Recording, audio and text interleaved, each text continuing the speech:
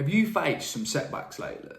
Have you been put in a situation that you didn't foresee and wish you were more prepared, wish you had some more knowledge, or wish you just had something that would have given you a little bit of extra movement or flexibility to be able to adapt to what you have to deal with? Well, then this episode is just for you. I'm Callum Richards, and this is the Real Journey Podcast.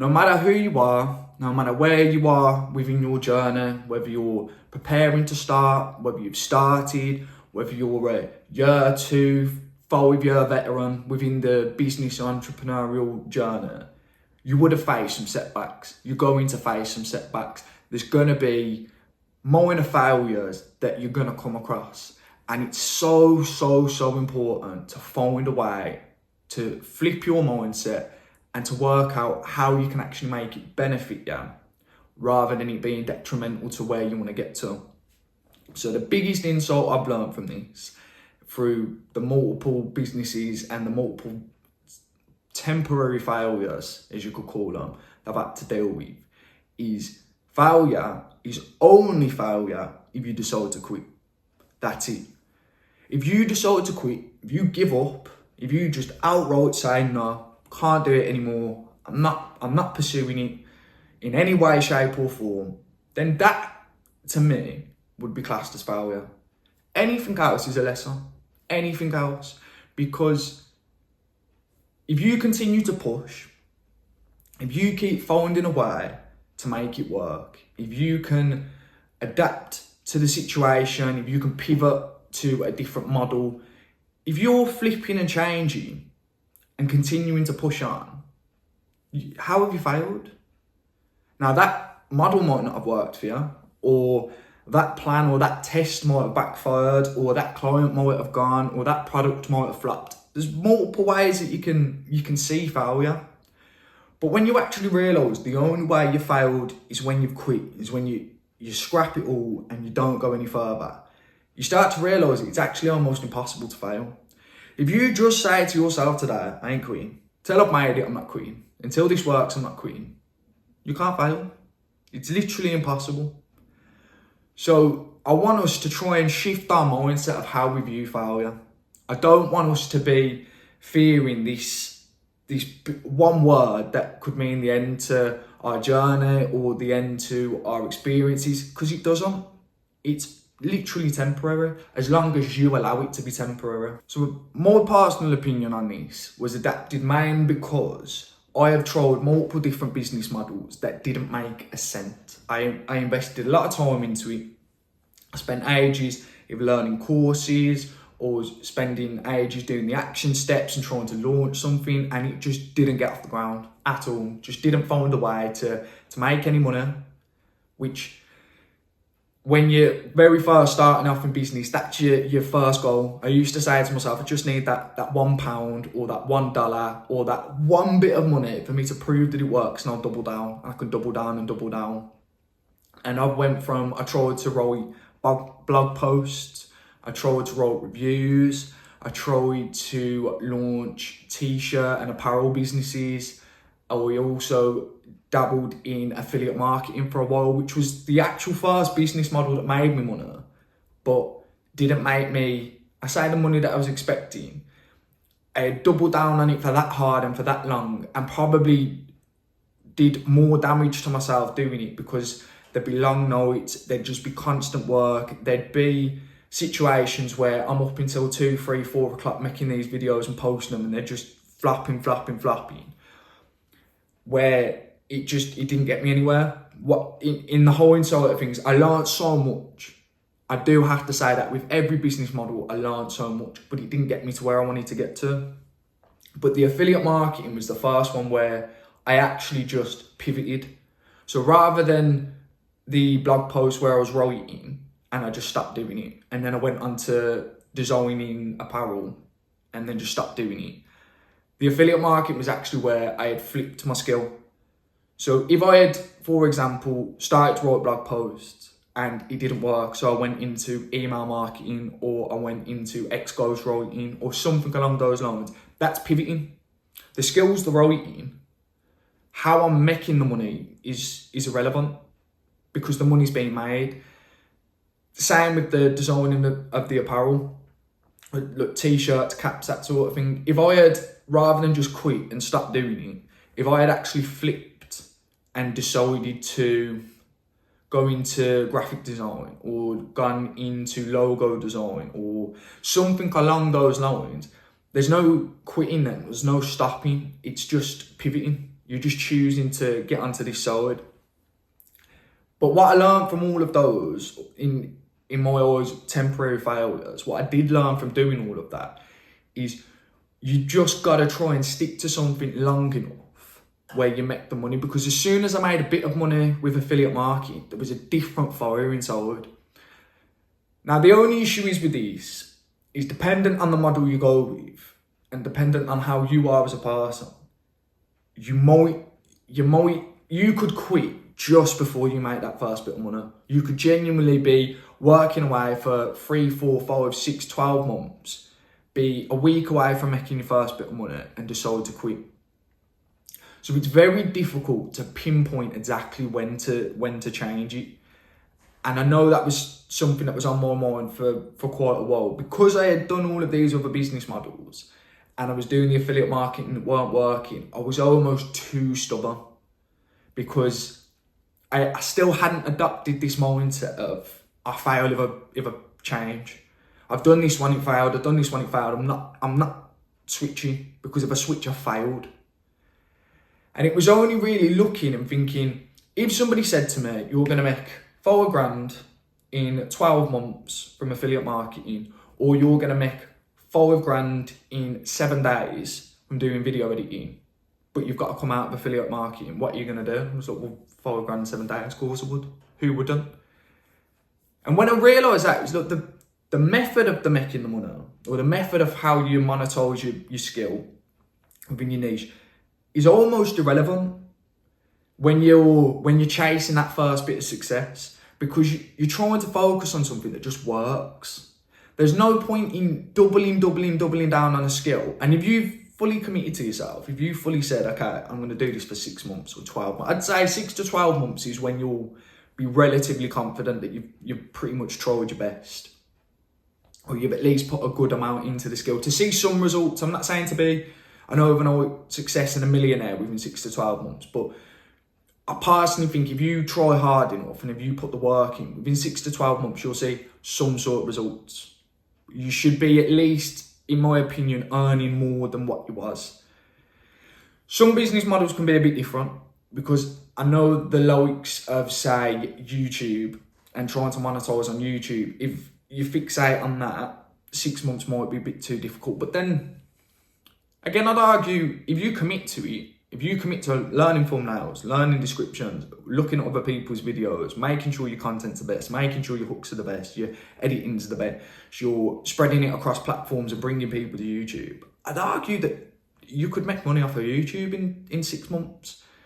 So you've got to realise again what the overall goal is. And if your overall goal is, for example, if I go back to the writing blogs, if you want to be the best blog writer in the world, then you're going to go gun-ho on blog writing. You're not going to want to pivot because you want to be the best at that skill. Whereas if you said you wanted to make money through writing, you're leaving it a bit broader and you're going to test different aspects of writing. You're still keeping the skill the same. You're still applying the same sort of method. You're still learning how to sell through writing or typing. Then you leave yourself with a few more options and you reduce that initial hit of failure. Because if you're only going to do blog writing and you can't make it in blog writing, or I don't know, say essay writing, however you want to call it now, and you can't do it, your failure is going to hit you harder because you wanted blogs. That's all you wanted. You weren't happy with just writing online to earn money. You wanted blogs. So that failure is going to impact you a lot harder. Whereas if you said to yourself, you want to make money writing online, and you tested blogs for 6 months or 6 to 12 months and it didn't work, and then you had somebody reach out to you, which is truly what can happen when you're just testing the field, the market of your skill. I know when I was very first video editing in affiliate marketing, I had somebody else reach out to me. And if you realise, oh, okay, I didn't make money through the blogs, but somebody's happy for me to write emails for them. Do I want to be a blog writer, or do I want to make money in writing? So I'd always try and say, when it comes to bringing failure back into it, you've got to know what your goal is in order to understand how you failed. Because it's like if you want to be a footballer, you want to be a professional footballer, that's it, that's your goal. And you don't get to professional football, you get into coaching, or you get into, say, the league below the top floor that you're after. I'd imagine there's going to be a bit of an overwhelming sense of failure. I can imagine that. But then at the same time, if you're in the league below it and you're still earning 10 grand a week or 20 grand a week, whatever they earn in that league, you've still surpassed so many people. You've still had to overcome so much to get to that point. Because for every one person who's in the league above the elite, there's 500,000 people that tried to get there. So I'd always try and address failure as if you've quit and give up. That's it. So as I say, if you do not give up, you cannot fail. You just can't. And that's how I had to view it after a while with the affiliate marketing, is when I pivoted into sort of being a freelance video editor and finding a way to sell my skill. I had to grin and bear for a while about the affiliate marketing, but then once I got that first win, I closed that first client, I made that first bit of money, I don't want to say I forgot about affiliate marketing, but it wasn't as deep as what it was when I did have to pivot, because I've made money. I've made some form of success over something related to the skill I had learned. So why would I keep beating myself up? Maybe that business model wasn't suited to my particular skill. Maybe I wanted to be a bit more speaking to people and getting in touch with people and learning different aspects of the social media and video editing world. Maybe that's more suited to who I am.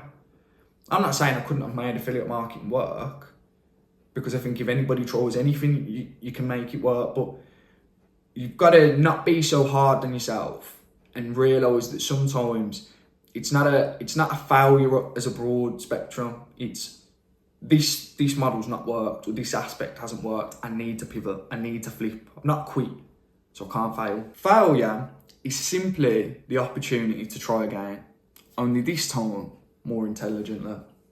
That's a quote by Henry Ford, and I think it speaks wonders to exactly what failure is. Because, as I've said already, if you've tested and tried a skill and it's just not worked, and you've had to come back and try a different model or try a different product or whatever it is that whatever business aspect you're going into, you're still going to be smarter, whatever you go into, than you was when you went into the previous one that you failed at.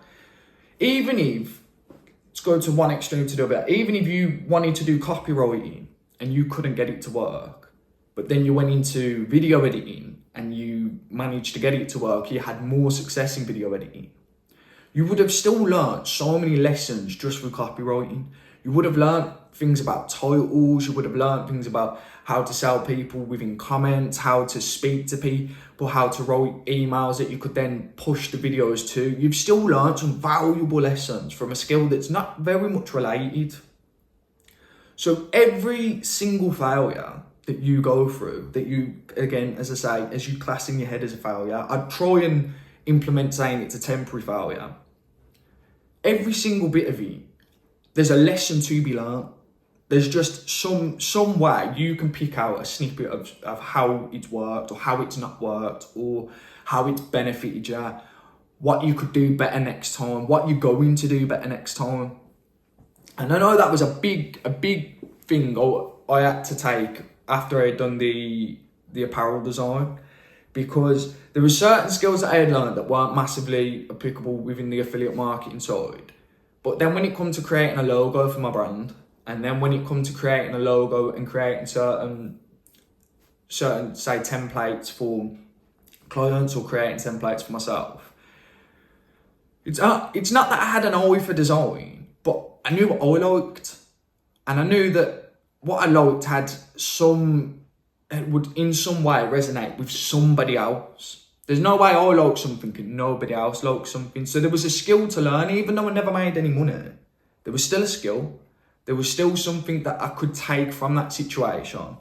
And there was still a way for it to benefit me later down the line when I came into this business.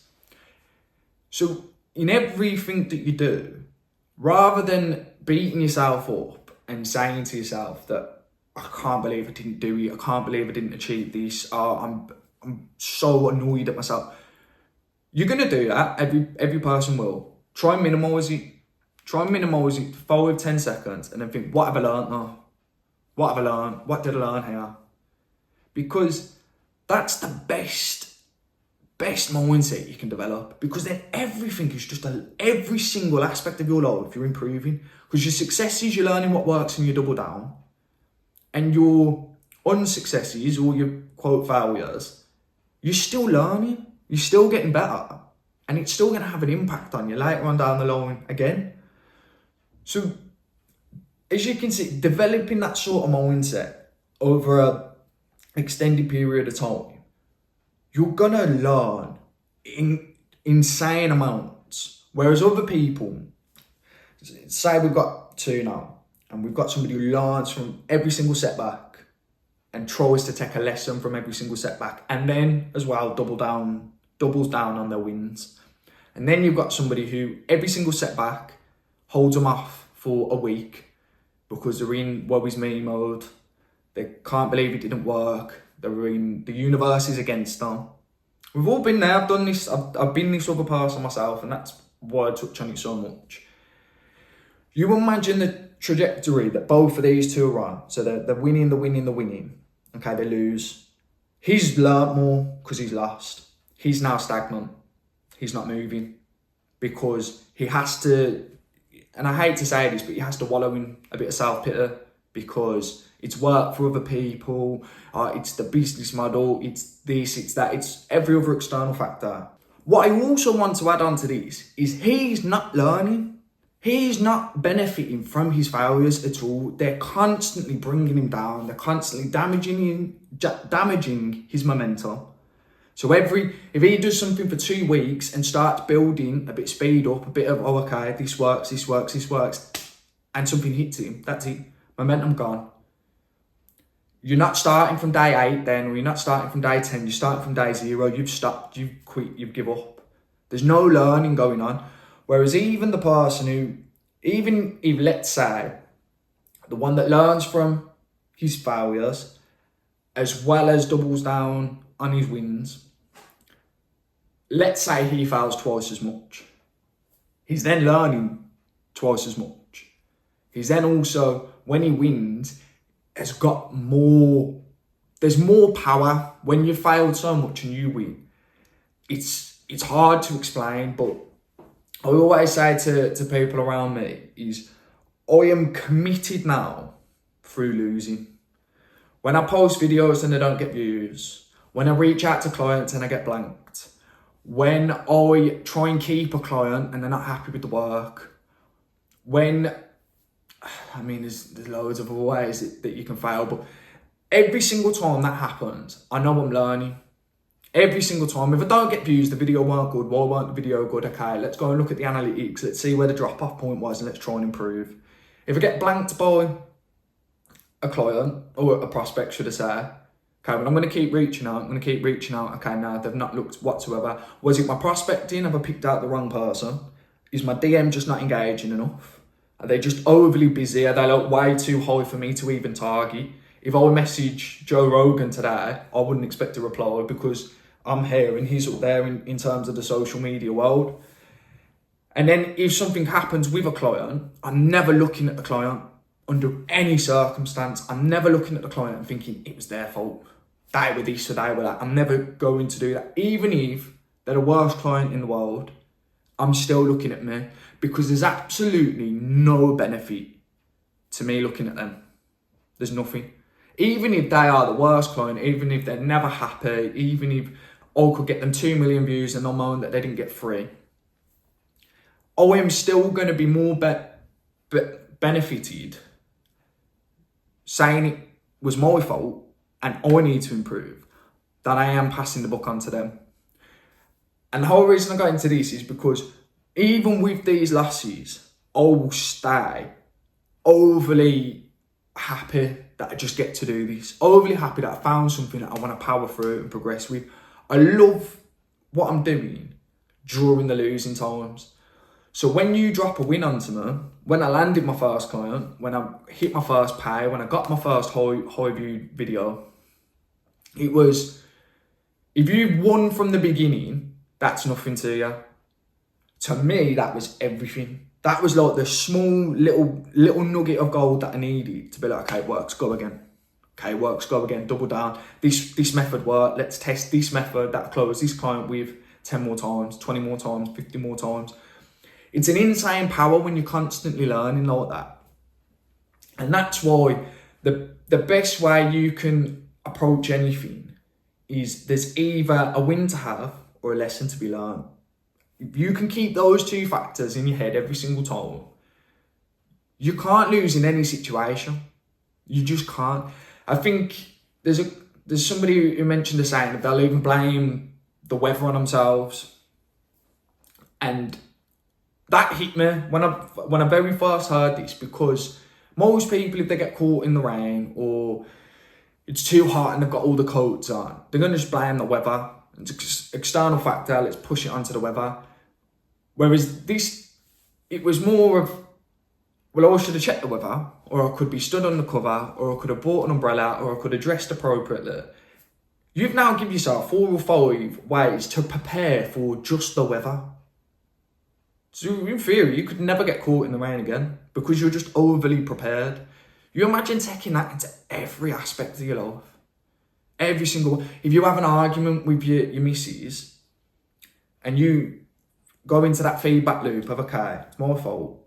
And I'm not saying it's your fault, the argument, but it's my fault that we went to the argument. Was there a way I could have approached it different? Was there something that happened leading up to the argument that I should have mentioned or spoke about, or set a bit of a different precedent going into the conversation? Should I have calmed it all down? You're just better off speaking and targeting yourself than you are targeting other people, because it's just easier to change you than it is to change anybody else.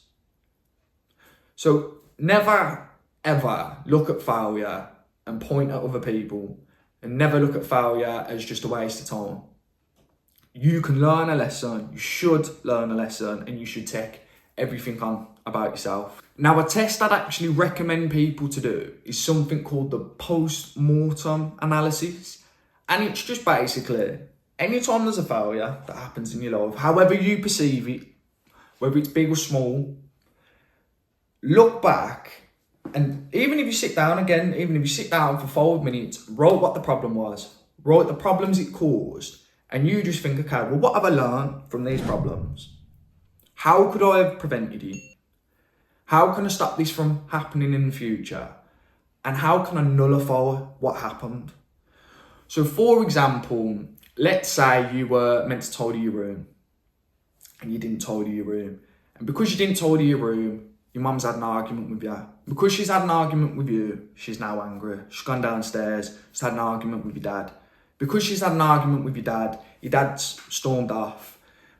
This escalates, and they have a big, massive fight, and the police are called, and now your dad's going this way, your mum's going this way, and they have to send you somewhere else. Now, that is a massive extreme. Don't get me wrong, of course it's a massive extreme, but if you took that example, first off, you could have told your room. You know, anybody can see that. That's the easy part. But then where can you nullify it? So You could have spoke to your mum in a way where you don't get into an argument. You're just talking and you explain, this has happened because I was doing this. Or you just put your hands up, being lazy. Sorry, I'll tidy it now. Nullified. You hear your mum and dad arguing downstairs. You go downstairs and you speak and you say, this was my fault. I've made mum this way because I've done this. I don't want you guys arguing over something I've done. When you go this way, you go that way. And I know that sounds all well in theory. I can't imagine mums and dads would necessarily take it that easy. But just again, giving you examples. Lessons you've learned from that is how one small thing can escalate very quickly, in multiple different areas as well. With this all starting in a little box room, and now you're being shipped out your house. So a lesson you've learned there is take responsibility for yourself straight away. Speak to people in a certain way. Don't allow your actions to spread across multiple sort of facets. Even though we can't help it sometimes, there is a point where it goes out of your control into other people's. I will say that, but it still was rooted to you. So there's lessons learned. There's ways to stop it. There's ways to nullify it from affecting other people. And there's also how you prevent it happening again. So, and you can do that across most problems that you ever face. Whether it's to do with money, whether it's to do with your health, whether it's to do with your relationships. You can find a way to spin everything so you can learn a lesson. So you can take it on as your fault and you can improve and either make sure it doesn't happen again, or if it does, it's nowhere near the extremes of what it did. So it's called the post-mortem analysis.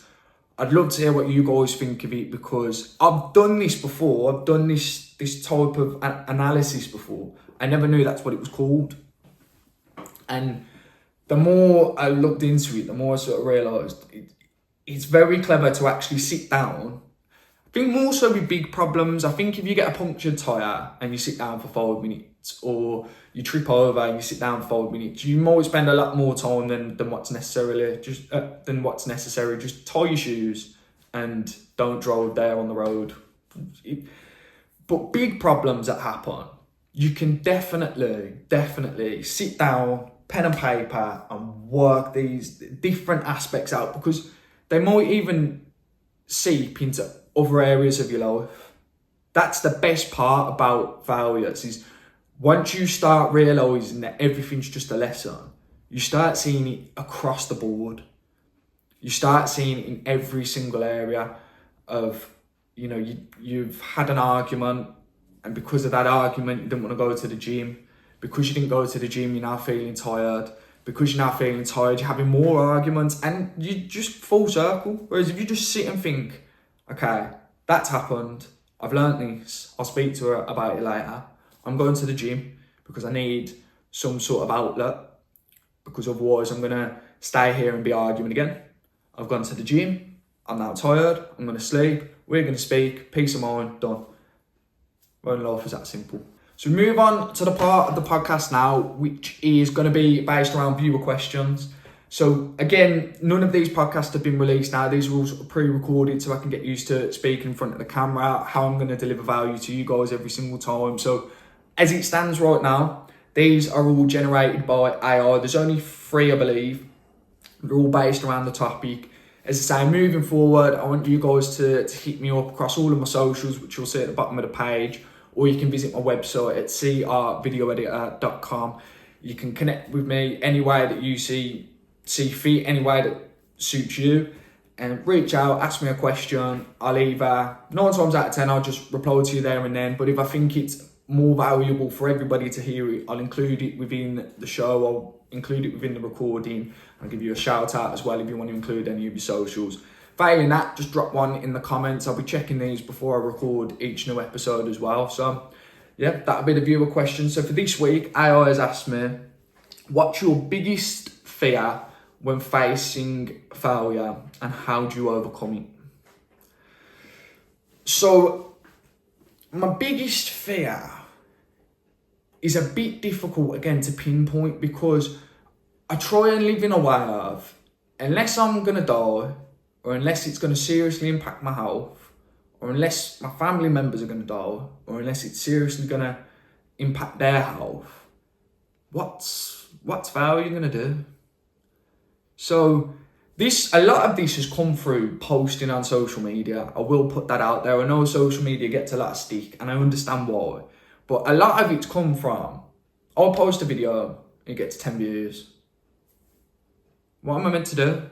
It got 10 views. It wasn't a good video. It didn't perform well. If it was a good video, it would have gotten more views. I need to make my videos better. Done. Again, reach out to clients. They blank me. The DM's obviously not good enough. Or I'm obviously not at a high enough caliber for them to bother to respond or to bother to read it. I lose a client. Now, losing a client can hit. I'll be honest with that. Losing a client can hit. But at the same time, that comes from your own peace of mind. Did I try everything? Do I feel like I put everything behind it? Do I feel like I tried to over-deliver for that client? Was I communicating with them? Was I speaking to them on a daily basis and letting them know what I'm doing? Was I trying to innovate in whatever aspect I can? Was I trying to make the video, for me personally, was I trying to make the videos as good as possible? Was the hooks there? Was the music there? Was all of this there? Was it suited for the platform? Was I making them YouTube videos and they were trying to grow on TikTok or vice versa? So again, even losing a client, which is like losing income, I don't see, it's not nice, it's not a nice feeling, but I still know it's on me. I still see it's on me. So the biggest fear when facing failure isn't really relevant. As I say, it's the matters of extreme, of health ultimately, because money, you can always get more money. There's always more clients, there's always more videos to post, there's always more messages to send. You know, even if you put it into your personal life and you break up with a girlfriend, I know at the time it can be very difficult, but you're on a planet full of 7.2 billion people. There's more people out there. If you lose your job, there's more jobs out there. Health is the only one where there's no way of changing it. If I would die, I'm dead, I can't do anything. And that's not necessarily a failure to me, but that's the worst case scenario, that's the worst case result. And same with other family members or other people that you love and care about. Besides them, and impacts on the health, obviously, other things that lead to it, there's no shape of failure that's going to knock me to the point where I'm scared. I'm just going to go again and go again and go again. But this is through months and years of just developing this mindset constantly, and it's 100% I vouch for it every day of the week. I think there was another part to the question, so how do I overcome it? Exactly that. I approach it that way. Unless somebody's going to die, unless somebody's going to get seriously hurt, what's the worst that's going to happen? And especially when you compare the two. So we've always sent 300 DMs and 299 of them get blanked, but I signed one client for £1,000 a month. Honestly, I won't care about the 299. I'll care about the one. Your wins are always going to outweigh your failures, no matter how big or bad they get. That one win can just accelerate you wanting to get more. So the best way to overcome it is to just keep pushing. Just keep pushing, regardless. I'm going to speak specifically around the video editing side of things, but even if you launch a product and you've spent £500 on it and it flops and now you've got £500 worth of inventory, work out how much it cost you. See if there's a way for you to take it out of storage. Maybe you get it shipped to your house, or, you know, reduce the costs so it's not constantly eating into your bank. And then see if there's a way that you can sell it at a price that's just going to make you break even. If not, you could potentially launch a different business model and use that as a free gift. So there's just ways of adapting. There's just ways of looking at certain problems that come up. And rather than beating yourself down over it, you've got to flip. Because otherwise, what else are you meant to do? That's what I never understand. What else am I meant to do? If I don't push, if I don't keep going for it, if I don't try and turn it into a positive, what am I meant to do? I'm not going to cry about it. So the second question by AI is, can you share a specific example of a failure that led to a breakthrough? So I think I've shared a few here, but the biggest one in terms of where I'm heading now was definitely the failure of affiliate marketing. That was my biggest push because I tried that model for about 12 to 18 months, constantly pushing. Like, I was making insane amount of videos, I was learning daily, I was working literally 24/7 because I'd even dream about how can I make this work. I'd be looking at other people who are in the same model and thinking, how can I make this work? I'd go onto different platforms that other people weren't attacking. And with doing that comes some success. That's the one thing I will say. So I went into certain platforms that weren't as big as other platforms were, and I did get some success. But then a big failure that comes is I got a page taken off me where I was making some sales, and that was tough to go into one big area of success, or to go through this sort of failing or up and down journey and then find a bit of success and then it just gets swept from underneath you. That was tough. But then at the same time, you sort of realise you should have been prepared. You should have referred people from that platform to another platform. You should have been aiming towards other platforms rather than just doubling down on this one. So the affiliate marketing was my biggest, and I'm gonna keep air quoting failure for those of you who are just listening, because I'm not one to believe that failure is a permanent thing, especially when you can just learn from it. But that was the biggest hit for me, was trying to overcome that idea that I had failed and was now approaching a different way of making money, or a different way of using my video editing skills rather than affiliate marketing for my own personal brand, which again has turned out better because I prefer doing this. Affiliate marketing, you're very lonely. It's very much like make video posts, maybe speak to a couple of people, make video posts. With this, I get to be in front of the camera. I get to practice a lot more skills. I get to actually speak to clients. I actually get to network with people. I'm growing a brand for me. So I'm not growing X business brand. I'm growing Callum Richards brand. So it's mine now. So in hindsight, the biggest failure turned out to be the best pivot of my business journey of all, which sounds corny. It sounds like I had scripted it, but genuinely the biggest failure turned into the best upwards trajectory, I guess, or the best spiral for me to get there, because I just love doing this. And I'll do this. I'll just keep doing this. I ain't even going to say a date because it's just not going to stop. I love it. I do absolutely love it. So the third and final, how do you encourage your team to embrace failure? So as I say, this was all generated by AI. As it stands at the moment, I don't have a team behind me. I've had a couple of bits of work here and there that I've had help with other people, or I've collaborated with other people, but there's no actual team behind me. So what I'll do with this question is I'll answer it how I anticipate I'd do it. And then when the time comes, we can compare the two together of what I think I'd do and what I actually did. In terms of encouraging my team to embrace failure without fear, I'd want them to be around me as much as possible. I'd want them to be around me. I'd want them to see my videos, and I'd want them to understand my outlook on failure. Again, air quotes will be there. They're always there because it doesn't exist. But my outlook on setbacks is, if you've done something for me, if I give you a task, say if I give you an email to write, because I wouldn't necessarily outsource my video editing. If I give you an email to write and you've sent it and it's lost me 200 email subscribers.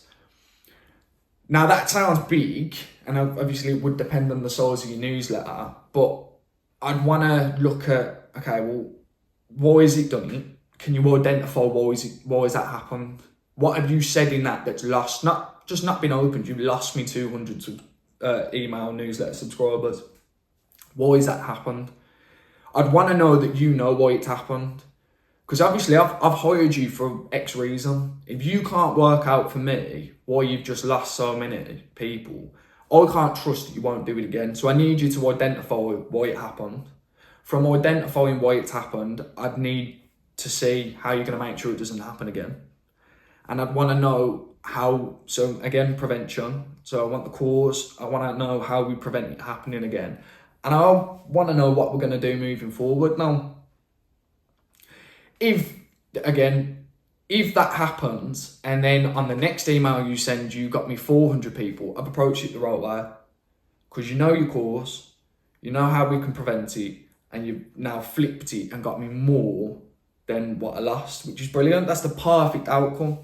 If it continued and you were constantly losing, obviously that's a different discussion, because failure, as I say, is fine once you learn the lesson and you try and improve on it. But you, in my opinion, in that situation, you should have learned those lessons solo.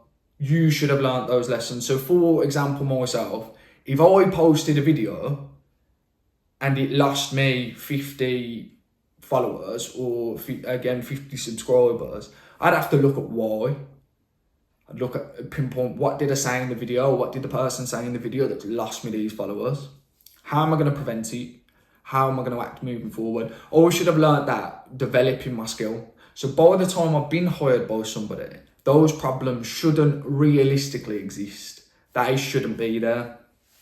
Now, if I've told you to do something, if you've sent an email that I've told you to send, and you're advising me against it, but I'm like, no, I want it sent, and then I lose them, that's on me. That's all on me. So, in terms of the embracing failure with the team, is test all the time, identify what's gone wrong, work out how we're going to prevent it from going wrong again, and then move forward. That'd be my best output. But if it's a continuous thing, I'd be questioning the team of, well, what, you've told me you're an expert email copywriter. Why have you just lost me 1,000 email subs? So it's always going to depend on the context, but a one-off little glitch, and then they bounce back from it. Perfect. You've just got better, and you've got better on my team. Brilliant. So that's how I do it for that. Now, this is a part of the podcast that I genuinely cannot wait to be presenting, and it's the win of the week.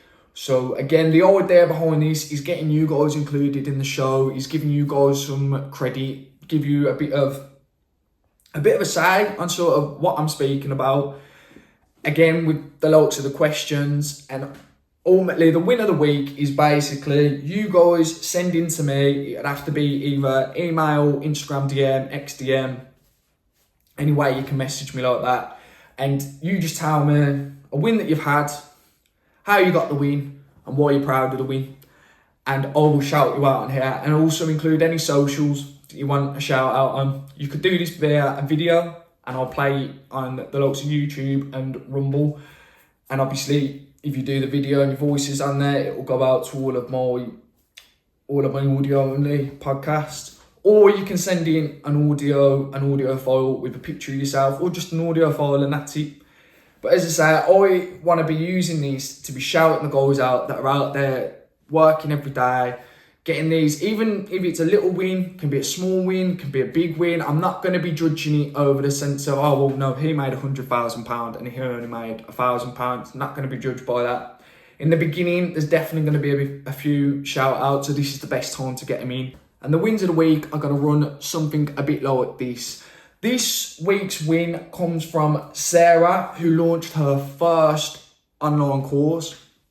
Despite having some technical issues when she very first started, she persisted, she saw them through, and she's now made 3 sales of her online course on how to host a podcast. I bought one of them, and that'll be it. As I say, you can follow Sarah on Instagram, you can follow her on Facebook, you can follow her on TikTok, X, YouTube, whatever platforms you want to shout out, I'll read them all out, that's not a problem. And we'll do, as I say, a couple of them. That's this week's win of the week. Might even get a theme tune. If you want to throw me a theme tune out there as well, that'd be wicked. But yeah, we'll be getting into them proper within the next couple of episodes, hopefully. Just send them in. Following the wins of the week, there's going to be the much anticipated tip of the week. Now, I think with this one, I've reiterated it a few times during this podcast, but I just want to double down again.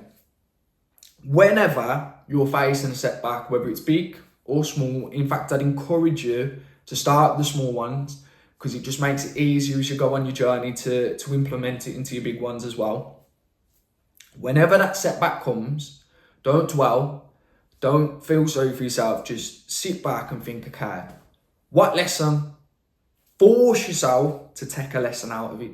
Force yourself to genuinely look at whatever it is and take a lesson. If you trip walking in your door, you need to lift your feet higher. If you're getting caught in the rain, you need to carry an umbrella.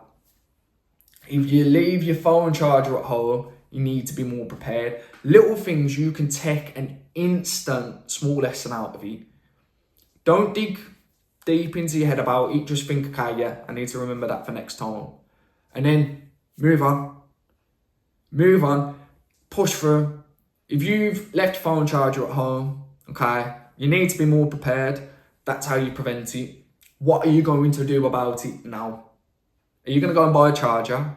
Have you got time to go back home? Are you going to be around friends or family or anybody that's got a charger you can use? Find a way to not only get into your own head about stopping it happening again, solve the problem.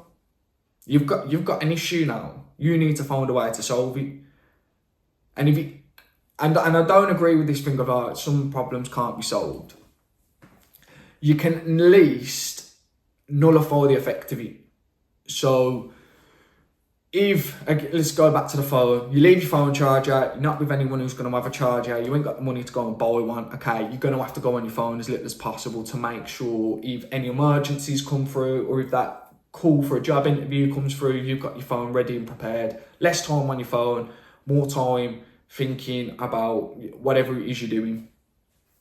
You can still find a way to nullify it and make the impact of that temporary failure a lot less effective.